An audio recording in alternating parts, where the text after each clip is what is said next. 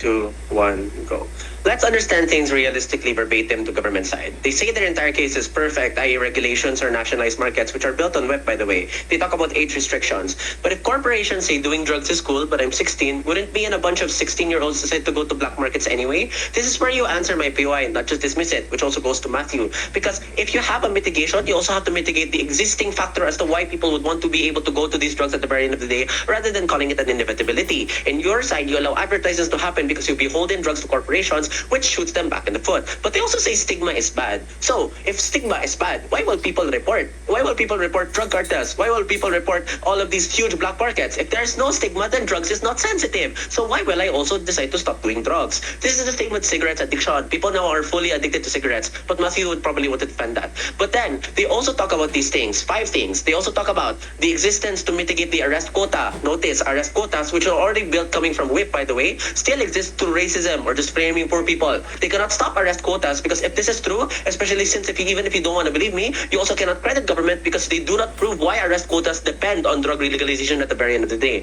But then, let's talk 2 black markets, mitigating system via nationalized markets or whatever. We prove it is mitigated by one simple thing, banning it. Let's Occam's razor. Is it not better to have banned black markets than to allow these black markets to pursue and exist as huge corporations to try to exploit the masses? It's effectively easier to ban these things so once people report black markets, we can run down on these black markets. They also talk about competition regulating black markets, which is weak because competition does not regulate black markets because as said by DLO, black markets also establish their economic power on premium that is placed on their secrecy. But then thirdly, people still probably find dangerous drugs. In your side, the dangerous drug is in a local supermarket like fentanyl or whatever because it is legal. You avoid dangerous drugs to exist in the market by banning it. But the ability to liberate from drug addiction is not because it's accessible as drugs or anything as said by DLO, and drugs become more accessible in expense of other economic benefits like agriculture, which depletes possibility of drug rehabilitation as said by DLO, which means in your side, you overburden the poor, you overburden hospitals, etc. to deal with the economic and health fallout that comes from expensive drug addiction in your side.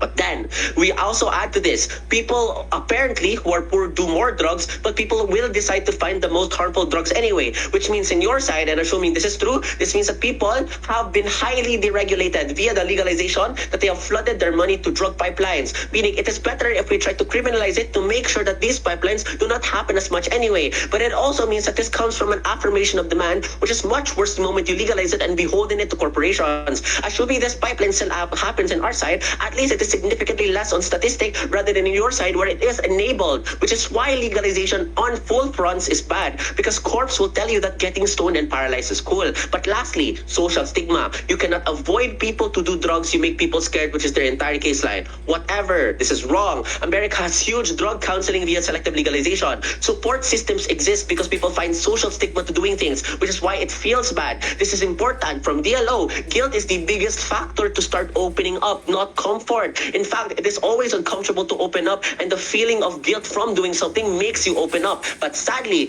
people cannot rehabilitate, people cannot report, people cannot compete against black markets because by then, inside government, late-stage capitalism has made anthrax cool, and now it is legal. So now everyone is paralyzed in the streets, cannot do anything, and now they're effectively vegetables. Hospitals are overburdened by your legalization, and now your state is unfunctional. So if the case was free markets compete against black markets, is this the competition you wanted? How will your national markets compete against huge free market incentive but more specialized funds? How will you regulate drugs?